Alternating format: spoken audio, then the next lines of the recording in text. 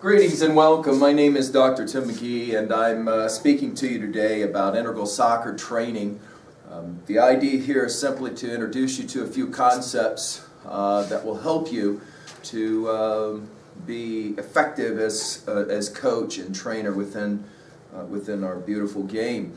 I want to begin, as I often like to do when I talk with coaches and teachers, to make sure that you understand the origination of where I am coming from as instructor and as coach. It seems to me there's kind of three ways that a person can epistemologically hold a view. One is an absolutist position that says, I know the truth and everybody else is wrong. I feel very uncomfortable with this view. I mean, obviously, politically speaking, there's all kinds of problems with a view like that. You know, people fly airplanes into buildings, for example, when they hold a view like that. The opposite view of that, however, is a relativist position, which says, I don't think there's anything that can be known absolutely or truly or whatever, and I think that that's not a position that I feel comfortable with either. And so instead, I talk often about holding what I call a fallibilist position, and by that I mean the following, and it's important for my comments here. I think I'm right, but I could be wrong, and obviously in terms of coaching, there's a lot of ideas, that can be combated, debated. And I think that my ideas are just some ideas that are out there. I'm, however, very interested in helping you as either a new coach or as a veteran coach to think a little bit more about what it means to do this thing we call coaching, which is ostensibly and almost always teaching. It will maybe surprise you where I began, however. Often when I'm asked to speak about coaching, I will begin here, and so I'm going to begin with you. And what I'll often ask either coaches to do, players to do, this is a great team building activity at the very beginning of your season, is to just take out a blank sheet of paper and draw a line down the center of the page. On the left-hand side of the line, put the word individual. On the right-hand side of the line, put the word team or club or collective. And then I'm going to have you watch a video here of a little over 3.5 minutes. This video has absolutely nothing to do with soccer, and yet is going to have everything to do with building a club that's effective and potentially a winning club. So watch the video. As you watch the video, simply ask yourself this question about what you are seeing happening. How much of that is individual in terms of skill set development and the like? And how much of that is cooperative, relating to the group? All right, and when we finish, we'll come back, make a few comments, and then we'll get into the meat of my comments.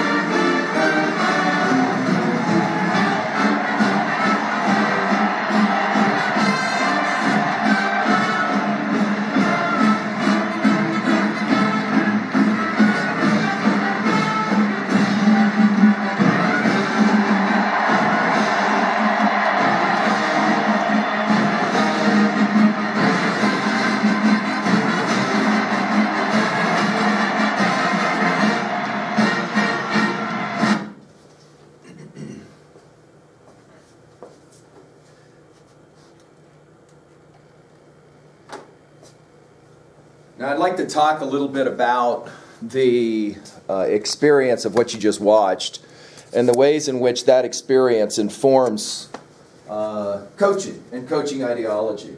So let's talk for a few minutes together about what it means to be a coach, and in this case a soccer coach. I'm going to recommend that the first thing that we think about is that coaching requires an understanding of priorities. And I'm giving some of my comments here to coaches who are also teaching, both at the high school level and at the collegiate level.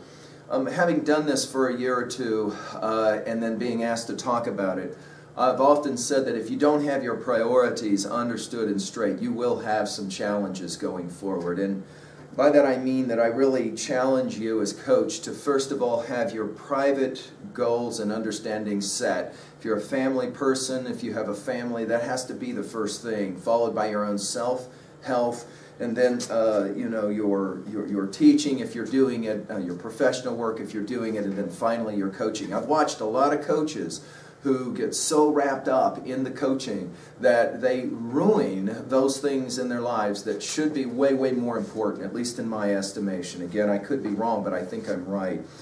The other thing I'm going to say is that I believe that a successful program focuses primarily on process and not product. When I start talking, for example, with coaches who are about to begin a season, I'm always interested to know where their real focus lies. Do they talk a lot about winning and losing, or do they talk a lot about learning? I'm going to recommend the latter. It's really a function of how we instruct in regards to learning that's going to deem whether our season has been successful or not. I think energy conservation is a really important part of this as well. It's extremely fatiguing to coach. I just met recently with a first-year coach and was trying to help him get ready for the season, and I pointed out it's just unbelievably fatiguing. Energy conservation and the capacity to be able to focus one's energies is going to be really central. I think also I would say here planning is a big deal. The better planning that you do early on, the more effective as a coach you will be. That planning, of course, involves training planning. Always have something written down. I recommend to coaches that I work with, even at the youth level, always show up with something written down because it sends a message to your players that you are organized, that you are focused, that you're not just winging this thing kind of off the top of your head. Everything is about intentionality and the modulation of intentionality, as I like to talk about it. Finally, I would say that, it's going to take some forgiveness for you to be an effective coach. You have to have the ability to forgive yourself, to forgive your mistakes, to forgive those around you, to forgive at times your own club. This is part of it, and one of the things that I will say about this is that if you don't have humility when you begin coaching, you certainly will have it when you finish coaching. One way or another, you're going to learn it, and the capacity to kind of be open to that and expecting that, to when terrible things happen, as they inevitably will. No, don't ask, why is this happening to me, or why is this happening to my club, but rather learn to ask, why is this happening for me in my club. The changing of that little word from 2 to 4 has a lot to do with how effective as a coach you will be going forward. I was recently asked about the secret. Actually, some athletes came to me and said, what is the secret to championships and to winning?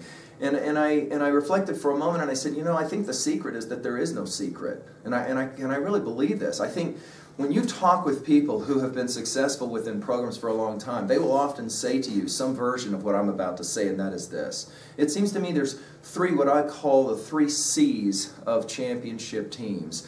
And by this I mean that there's a way to think about it, and I like this idea because it can stick easily in the minds of soccer players. The 3 C's of coordination, of communication, of concentration. Let's talk about each one of them for just a moment. By this I mean the following. It's like a coin with 2 sides. There's a side that's of or related to the individual, and there's a side that's of or related to the group, the collective, the club, the team. And both of these have to happen together. It's symbiotic for there to be success. In terms of Coordination, I simply mean here in the individual side of things that our goal is to help soccer players look like soccer players because we coach in the United States. This is a challenge for us. We are coaching players who predominantly have grown up in a sports milieu that is not necessarily soccer driven. They've probably not grown up constantly watching the game,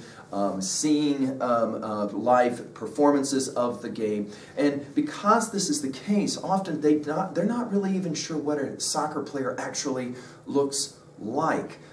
For example, one of the things that I will do if I'm coaching players who are new to the game is I'll call up a player who's played, for example, football, and I'll say, will you demonstrate how, for example, you would throw a football, that movement of back and then all of this, and immediately, if it's done well, they know exactly that this is the quarterback and quarterback motion. Or, for example, asking a girl to show what it looks like to get ready to serve a volleyball, and if she's done it before a lot, she'll have a certain kind of body presence. That's what we mean by coordination, and one of our goals is going to be to try to create that coordination within the individual. Of course, we have team coordination as well. We often refer to this as tactics, the capacity to play together as a group. It's fun to show up at a complex where there's lots and lots of fields and then stand at a distance and just watch to see if you can pick out what are the premier or the elite clubs that are either training or playing. You should be able to see it by their coordination, both individually and collectively, and that's a fun activity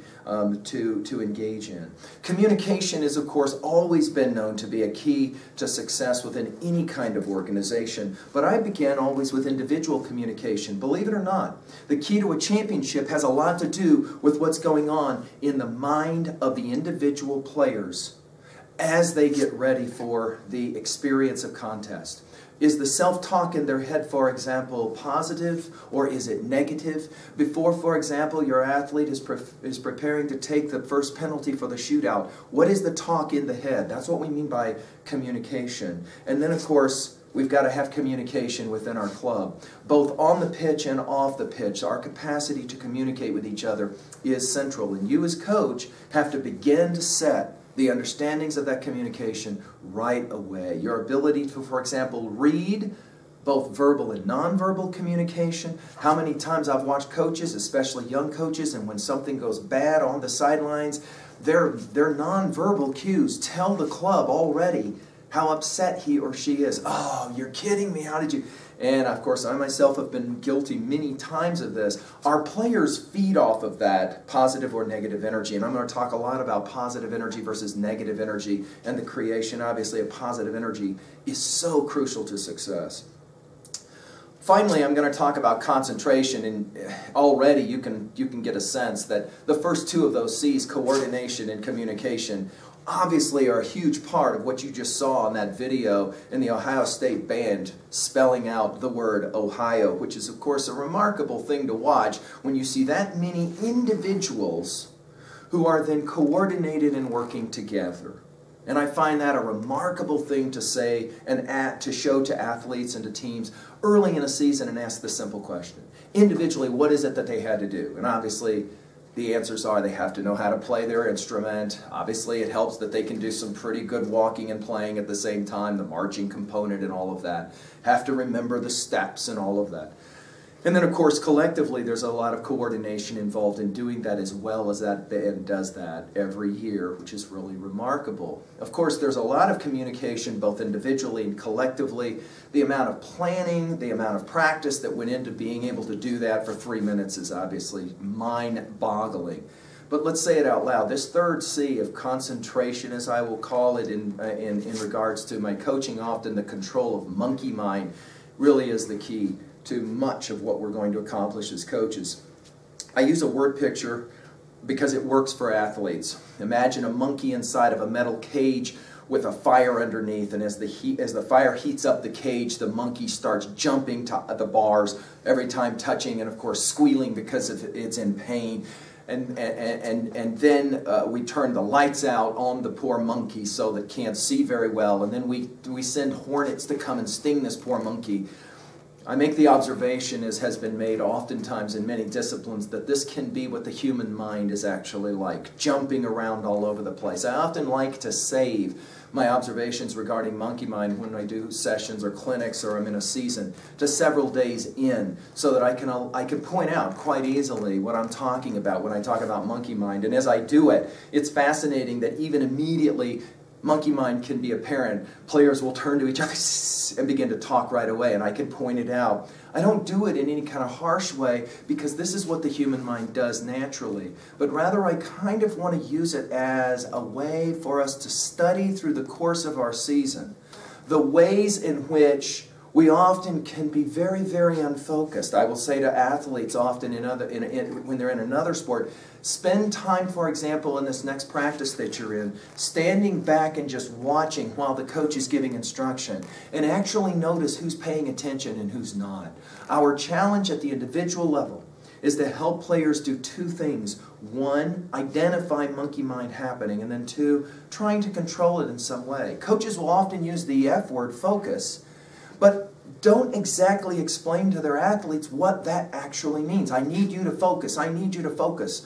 Monkey mind is a nice word picture, and so often we'll use this in our training sessions. If I feel like there's a lot of monkey mind that's happening during, for example, one of our drills, the toss and touch drills, a classic example, I'll just simply pause and ask, is there a lot of monkey mind going on right now? Because my sense is that there is. Let's focus again on the job at hand. Each doing his or her job is obviously an important part of this. And then obviously there's collective controlling or identifying and controlling of monkey mind in this idea of the club. Our ability to, for example, have a certain kind of understanding of respect. So, for example, during coaches' meetings of any kind, I always recommend that right away a coach will send a message to his or her players and to the club. When the coach is speaking, there needs to not only be silence, but there needs to be focused attention. Even if that meeting is just a few minutes, for example, after school or whatever, I really do recommend that right away this message is being sent. We're going to work on this focusing of monkey mind. One of the ways I like to do this is to ask ball players in session to imagine sitting in the locker room a half an hour before going out to play the state championship game. Where will the mind be then? Let's practice to get our mind there now. And in so doing, we're working with this notion of monkey mind. Of course, let's say it out loud, we are training athletes, not just for sport, but for life. And it is absolutely true that a number of my player athletes have said back to me over the years, you know, I've forgotten a whole lot about the game, but the one thing I remember is how you used to talk about monkey mind, because once I went away to college, or once I went away into the professional world, I noticed that this was a serious problem, not only for me, but for a lot of the people that I was around, an inability to really concentrate and to really focus. Well, when we talk about soccer, of course we talk about what I call the 4 tires on the vehicle. And I invented a lot of this with some of the coaching clinic sessions that I was doing, where there was a break in the middle of the technical work and I was asked to give a few brief comments. And I was working at parks often and outdoors, and I could just turn and I could, and I could ask about the vehicles that were parked in the parking lot. How many tires are there? And of course they would shout for it, and I would say, now which of those tires is the most important tire?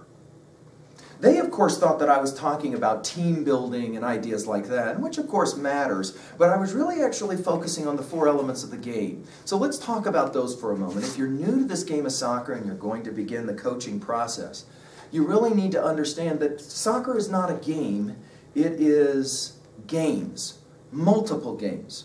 I remember once in my early years saying to a colleague of mine who had nothing to do with soccer in his prior life, and I said, but he had coached a lot of other sports, and I said, you'll find out very quickly that soccer is a far more complicated sport than any other sport you've been around.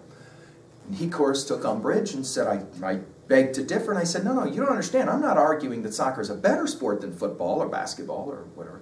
I'm just telling you that it's a more complicated sport. And he said, how can it be complicated? It's so obviously simple. You kick a ball into a goal. I mean, how hard could it be? In the second week, he came to me and he said, you know what, you're absolutely right. This is a sport I do not understand what's going on. And I said, well, let's think about it not as a game, but as games. And of course, what I'm about to say is true of any sport, okay? And I think if you've had any experiences coaching in other sports, it will help you, obviously, as a soccer coach. Let's talk about it, though. Soccer is obviously a game of physical. Obviously is a game of technical skills. It obviously is a game of some tactics, group organizations. And then finally, of course, it's also a mental game. Why is it the case that so regularly we point out that the team that won the championship was not necessarily always the best team? Now, why is that? Well, probably because one of those four elements or more was struggling. For example, we can have an unbelievably gifted technical team, but if they lack the physical ability in the second half of the final game of the tournament that is the culminating event, they lose, even though they might have been the better technical team, and so on. So let's talk through it really quickly. On the physical side, you have to accept the fact that this is a very, very demanding game. It is usually a shorter season, especially if you're coaching in high school soccer in the United States. It's not a real long season, and by definition then, you got to get a lot done in a very short period of time. One of the ways to build physico, in my understanding of integral soccer training, and that is to say to try to bring all four of these elements together, is to do everything at what we call match speed. In other words, you're trying as much as you can to simulate what will be happening during the actual event that we will call the contest. So that this will allow for us to be as well working on that focus and that concentration monkey mind issues. Building core strength is also one of my real focus. I want to argue that there's two kinds of strength. I like to do this at the beginning of seasons when I, for many years, coached young men who, of course, like to do a lot of bench pressing, for example, to show how strong they were. And I would ask one of them, who was usually really strong, to come up and just show us how to do, you know, the diamond push-up like this, you know, to the chest. And, you know, ask him to rattle off, I don't know, 5 of them. And then I would say, now I want you to go halfway down, and I just want you to hold it. And let's just see if you can hold it for, oh, I don't know, let's just say 60 seconds. And regularly, of course, when the athlete at 30 seconds, arms are already shaking and down we go, I can then easily point out that our games are a lot longer than 30 seconds and the core strength is clearly lacking. We got to go to work here. The core strength drills that I enjoy coaching have a lot to do not only with developing this internal or this core strength and not just this external strength, but also the mental strength. That is to say, the ability to learn how to control breathing, which is a huge part, of course, of controlling monkey mind. The ability to try to be very focused and relaxed in the middle of an activity that is, of course, very trying and difficult. This will help our work as competitors. The technical issues are, for me, central. For a number of years now, I have respected greatly the work of Hugo Diaz, a colleague of mine who runs International Football Academy out of Denver, Colorado.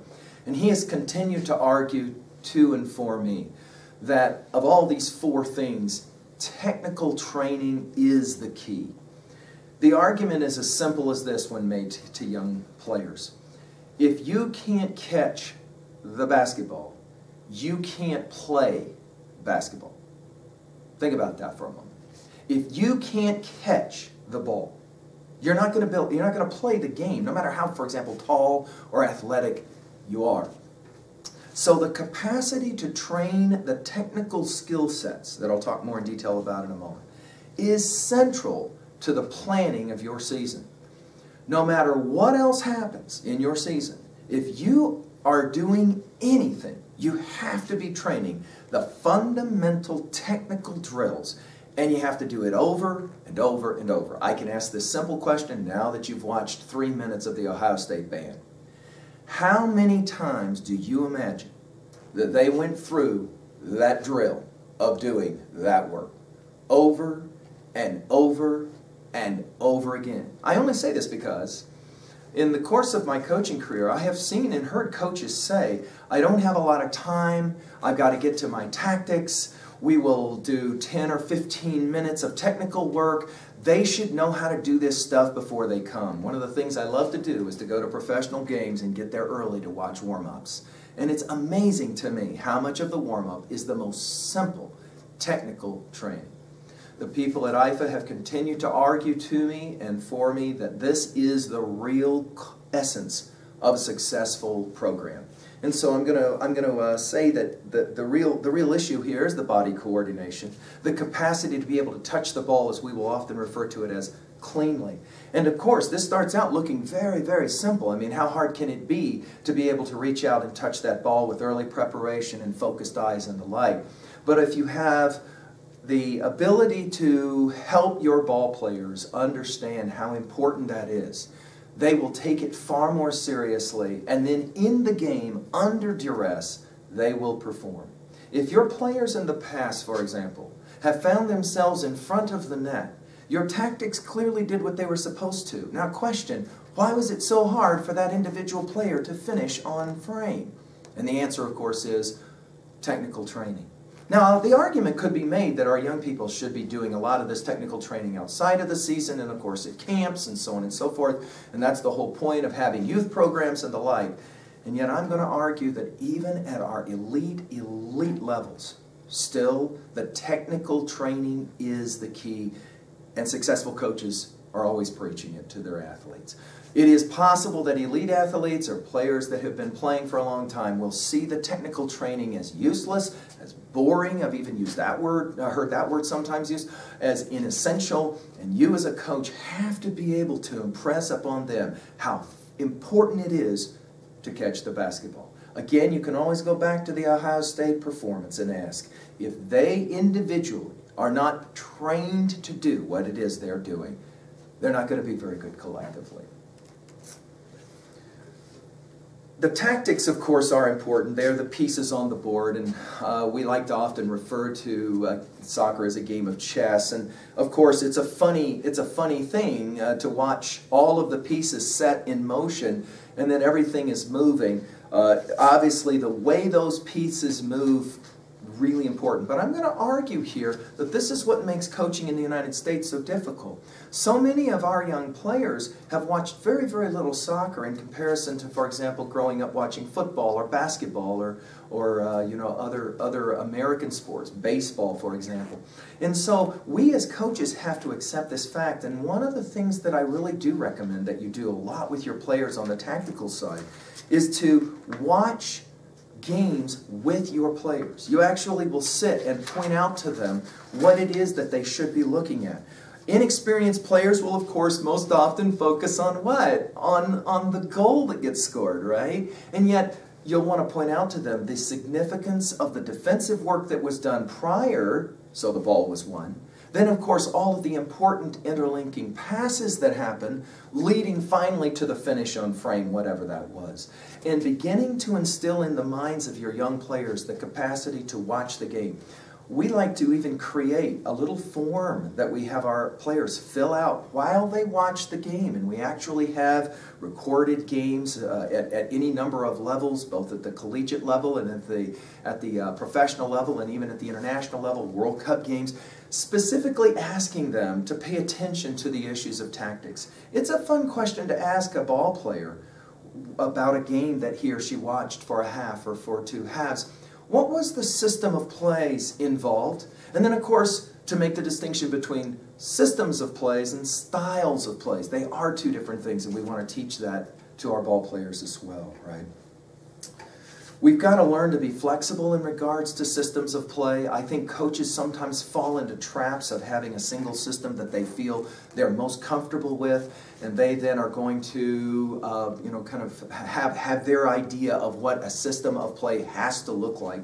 We, of course, live in a very interesting time in the soccer world where, for example, in the last World Cup, there were all different kinds of systems that have been played with. I like the idea that, more and more coaches are speaking about being flexible in their systems of play, allowing for them to, for example, borrow from different ideas to create what is best for their players. I recently heard that a coach was asked by another coach, what system of play will you use in your next season? And she responded simply by, I don't know the answer to that until I see what players I have. And I thought, wow, what a brilliant response.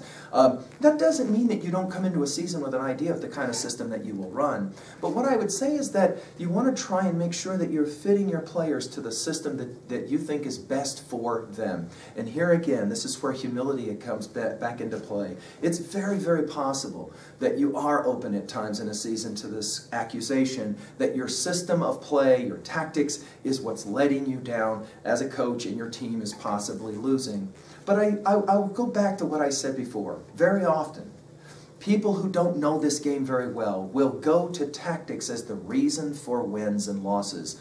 And the truth of the matter is, the real issue is what kind of technical ability do the players themselves have. We'll come back to more of this one here in a moment. Finally, the psychological issues involved, they are crucial. The mental side of the game, I've spent quite a bit of time talking about this one over my coaching career and my life. I really believe that if we're doing anything with our players, we've got to begin to develop them mentally to get ready to compete. And that begins on day one when camp opens, and of course it ends it ends at the very last moments of the final game that we play. And everything in between is about building that positive psychological framework in our mind. Let's talk really quickly now about each of these in some order and try to maybe make some final comments. I've already said that on the technical side, that everything for me kind of begins and ends here. I really do agree with the International Football Academy's philosophy that if you're going to take any one of those 4 tires and make sure that you're going to check the inflation of the air quality of the tire, always begin with the tire of technical first. Do some assessments early on, find out where your players are, and no matter where they are, emphasize to them the importance of the technical work.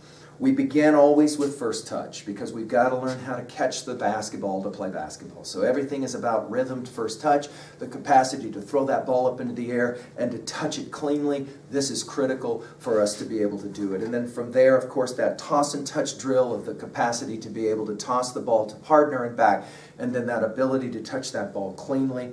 The ability to have some coordination work with the body. This is also hypercritical for us. Lots of times when you show up at good soccer trainings, you're going to see sticks out of the ground, and there's a reason for that. That coordination work is so important. The capacity to have the correct posture and frame, the head being up, the chin up, of course, where are the eyes? All of this is really important.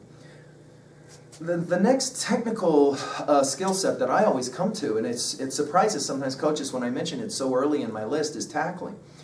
I'm afraid that we haven't taught always our players specifically how to tackle. Placing a ball right in the middle between 2 players and having those players not hard at first, pull the leg back and then hit that ball simultaneously to begin to get a sense of how to hit that ball in terms of tackling. This is central, of course, the capacity to tackle with the eyes as opposed to looking away at the last second, to protect oneself by lowering the center of gravity. All of those things factor into our understanding of the tackling ability. Of course, that leads to the ability of 1v1 breakdown work. We have to spend a lot of time with this because it's such an important element of our game. Yes, dribbling is central, the capacity to carry the ball. There's obviously a lot of debate about how much of this should be happening in a game, but sooner or later, your players will have to carry that ball somewhere, and dribbling, of course, is going to be important with all parts of the boot, inside, outside, and, of course, the bottom of the boot. The big thing, of course, is under pressure. It's easy, for example, to train athletes to dribble through cones or through coaching sticks and feel pretty adequate.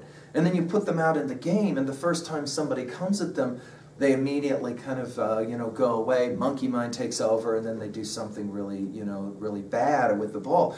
So our ability to train under duress, these kinds of issues, is important for us. Obviously, the capacity to receive the ball, and then have a proper presentation touch, and then to pass the ball. This is going to be central, and we're going to spend a lot of time doing this one as well. We're going to finish with some finishing ability, obviously both with feet as well with head. This is central to our ability to be successful, and we're going to do a lot of practicing on that as well. We obviously have got to begin to as well emphasize the play of the game even at the technical level. We're going to do a lot of small fields play to try to simulate what it is that we're doing, and obviously you as coach really want to be concentrating on the technical issues there. On the psychological and the physical, and I recommend that you put those two together, the building of core strength is hypercritical. You want to begin to do this from day one. You want to do this in regards to the way that you speak about your team, never pointing out that they are a weak team physically. You want to make, or mentally, you obviously are wanting to build that strength, but you never want to condemn them or speak harshly of their inabilities to be a focused club early on. And here's why. Kids have a tendency, and players have a tendency to follow whatever it is that you are saying early on to them. So if you ridicule them, they can internalize this as a seed of negativity, and they will either resent you as coach for it, or they will believe you as coach for it, or both. And so our capacity to be very positive and to say, we're going to get stronger as we go. So much of that has to do with the way that we train. The plyometrics that we'll do, the body movement drills that we'll do, all have to be done in some kind of graduated fashion. Again, we're modulating our intentionality here. Sometimes coaches have made mistakes of doing this too harshly, too early, and burning players out. You always want to start very, very simply at the beginning of seasons and then build from there. On the tactics side, I think there's a lot of things to be said about tactics. I was recently asked about tactics, and believe it or not, I went to a famous fighting star named Bruce Lee, who was a hero of mine as a kid. In a biography of Bruce Lee, there's a story about how he used to go around on a campus of the University of Washington with a quarter, and he would walk up randomly to strangers and say, "Hey, can I do this game with you?" And he would drop into their palm a quarter, and he would say, "I want to pay you a $100 bill if I can't pull that quarter out in 3 tries." And they, of course, would say, "Yeah, sure." And he would try the first time, and they'd close their hand open, there's the quarter. And he'd try again, close their hand open, there's the quarter. And then, of course, the third time, and they would close their hand, certain that they, of course, had won, open their hand, and there's a nickel in their hand, and he's running the quarter over his knuckles. Now, about that, I would say this. A cat who is that quick can invent any fighting system he wants and be good at it. Does that make sense to you, what I just said? And this is what I said about tactics. The better the technical ability of the players, your tactics are going to look a whole lot better. And because players that we're training often are going to play for coaches beyond us, it is hypercritical that in regards to tactics, we teach them an integral mindset. That is to say, to be flexible. We're using, for example, a certain kind of understanding of a base 4-4-2, but you may go to a college program that will ask you to play in a 3-5-2. And it's really important that you understand the value of playing in multiple systems. Again, the technical work is going to build on the other. Again, as I said to you, I think the players need to fit the system and not the other way around. I do always recommend that we begin with a base 4-4-2 and then build from there. Most of our players are, if they're familiar with any system, that's usually the system they're going to know in some way. In terms of player development issues, I would recommend that you start always with your keeper. I know this sounds kind of counterintuitive to a lot of coaches, but I would recommend that you take a look very first at who your keeper will be. You can have the most remarkable team and then have someone in net who cannot do the job, be ineffective, and your team's going to struggle. And so with that in mind, beginning with your very first days of training session, identifying who your keeper is going to be, in my estimation, has a lot to do with success. Of course, that keeper needs to have technical ability, if not at the beginning of the season, certainly by week 5, which means all of the technical work that you're doing. I recommend that your keeper is involved, or keepers are involved in that training. Obviously, our ability to play back to the feet of the keeper and the capacity for the keeper to exit the 18 box and to clear balls cleanly with his or her feet, and of course head even, has a lot to do with the success later in our season. So emphasizing this early on is going to be critical. And then I recommend that you build out of your back. So your back 4, your back 3, however you're going to build your defensive structure, it's going to be central. Your capacity to find players that are disciplined, that are athletic, that have the capacity to pass the ball. I've often heard coaches say, I can put players on my back line who are not very good technically, and I often will wonder, how are you going to play out of the back if these players aren't good technically? So the challenge often is to convince some of your more technical players to play the role that's best for the team out of the back, as opposed to being the superstar scores all the goals on the front end. Your 4 midfielders, or however many you're going to use, 5 sometimes, obviously, these are crucial to the success of your club. The capacity to find individuals that are going to be able to touch that ball cleanly, receive the ball, turn, think intelligently.